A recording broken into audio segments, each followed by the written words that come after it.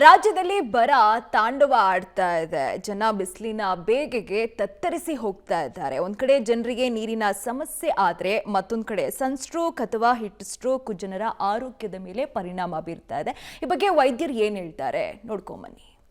ರಾಜ್ಯದಲ್ಲಿ ರಣರಣ ಬಿಸಿಲು, ಸನ್ಸ್ಟ್ರೋಕ್ನಿಂದ ಕಂಗೆಟ್ಟ ಜನ, ಅರ್ಲಿ ಸಮ್ಮರ್ ಡೇಂಜರ್ ಅಂತಿದ್ದಾರೆ ಡಾಕ್ಟರ್ಸ್. ಈ ವರ್ಷ ರಾಜ್ಯದಲ್ಲಿ ಬಿಸಿಲು ದಿನದಿಂದ ದಿನಕ್ಕೆ ಜಾಸ್ತಿ ಆಗ್ತಾ ಇದೆ. ಫೆಬ್ರವರಿಯಿಂದಲೇ ಬಿಸಿಲು ಆರಂಭ ಆಗಿದ್ದು ಮಾರ್ಚ್ನಲ್ಲಿ ಬಿಸಿಲಿನ ಪ್ರಮಾಣ ಹೆಚ್ಚಾಗಿದೆ. ರಾಜ್ಯದಲ್ಲಿ ಬಿಸಿಲಿನ ಪ್ರಮಾಣ ದಾಖಲೆ ಬರೆದಿದ್ದು ಇದರಿಂದ ಜನರಲ್ಲಿ ಆರೋಗ್ಯ ಸಮಸ್ಯೆ ಉಂಟಾಗ್ತಾ ಇದೆ. ಸೂರ್ಯನ ಶಾಖದ ಪ್ರಖರತೆಯಿಂದ ಸನ್ಸ್ಟ್ರೋಕ್ ಅಥವಾ ಹೀಟ್ ಸ್ಟ್ರೋಕ್ ಉಂಟಾಗಿದೆ. ಇದರಿಂದಾಗಿ ದೇಹದ ಉಷ್ಣಾಂಶ 104ರಿಂದ 105 ಡಿಗ್ರಿಗೆ ಹೆಚ್ಚಾಗ್ತಾ ಇದೆ.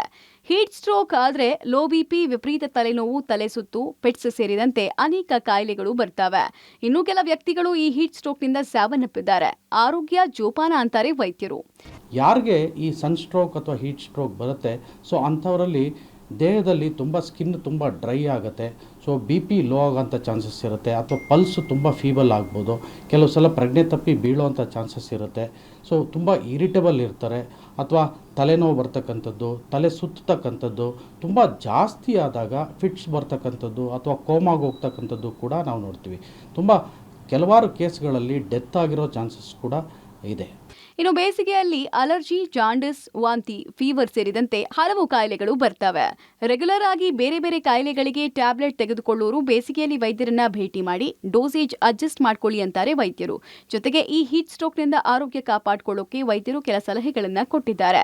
ಬಿಸಿಲಿನಲ್ಲಿ ಹೊರಗೆ ಹೋಗುವುದನ್ನು ಆದಷ್ಟು ತಪ್ಪಿಸಿಕೊಳ್ಳಿ ಅಂತ ಹೇಳಿದ್ದಾರೆ. ಬೆಳಗ್ಗೆ ಅಥವಾ ಸಂಜೆ ವೇಳೆ ಕೆಲಸಗಳನ್ನ ಮುಗಿಸಿಕೊಳ್ಳೋಕೆ ಹೇಳಿದ್ದಾರೆ. ದೇಹವನ್ನ ಹೈಡ್ರೇಷನ್ ನಲ್ಲಿ ಇರುವಂತೆ ನೋಡಿಕೊಳ್ಬೇಕು ಅನ್ನೋ ಸಲಹೆ ಕೂಡ ಸಿಕ್ಕಿದೆ. ನೀರು, ಜ್ಯೂಸನ್ನ ಹೆಚ್ಚಾಗಿ ಕುಡಿಬೇಕಂತೆ. ಶುದ್ಧ ನೀರು, ಶುದ್ಧವಾದಂತಹ ಆಹಾರವನ್ನ ಬಳಸುವಂತೆ ಸೂಚಿಸಲಾಗಿದೆ. ಬಿಸಿಲಿನಲ್ಲಿ ಛತ್ರಿ, ಬಿಳಿ ಬಟ್ಟೆಯನ್ನ ಬಳಸಿ ಅಂತ ಕೂಡ ಹೇಳಿದ್ದಾರೆ. ಈ ಬೇಸಿಗೆಗಾಲದಲ್ಲಿ ಆದಷ್ಟು ನಾವು ನಮ್ಮ ದೇಹದಲ್ಲಿರ್ತಕ್ಕಂಥ ತೇವಾಂಶವನ್ನು ಕಾಪಾಡ್ಕೋಬೇಕು. ಸೊ ಹೈಡ್ರೇಷನ್ ಚೆನ್ನಾಗಿ ಮೇಂಟೈನ್ ಮಾಡಬೇಕಾಗತ್ತೆ. ಚೆನ್ನಾಗಿ ನೀರಿನ ಅಂಶ ಸೇವಿಸಬೇಕಾಗತ್ತೆ.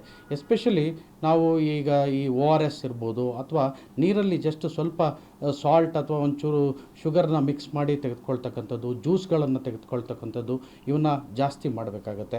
ಎಸ್ಪೆಷಲಿ ನಾವು ತುಂಬ ಹೊತ್ತು ಈ ಬಿಸಿಲಲ್ಲಿ ನಿಂತಿರ್ತಕ್ಕಂಥದ್ದು, ಅಥವಾ ತುಂಬ ಹೆವಿಯಾಗಿ ಬಿಸಿಲಲ್ಲಿ ಎಕ್ಸಸೈಸ್ ಮಾಡ್ತಕ್ಕಂಥದ್ದು, ಅಥವಾ ಹೆವಿ ಕೆಲಸ ಮಾಡ್ತಕ್ಕಂಥದ್ದನ್ನು ಅವಾಯ್ಡ್ ಮಾಡಬೇಕಾಗತ್ತೆ.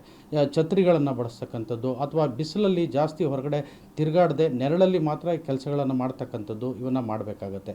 ಒಟ್ನಲ್ಲಿ ಜೂನ್ವರೆಗೂ ಬಿಸಿಲು ಇರಲಿದ್ದು ನಿಮ್ಮ ಆರೋಗ್ಯವನ್ನ ಜೋಪಾನವಾಗಿ ಇಟ್ಕೊಳ್ಳಿ. Aruna public TV, Bengaluru.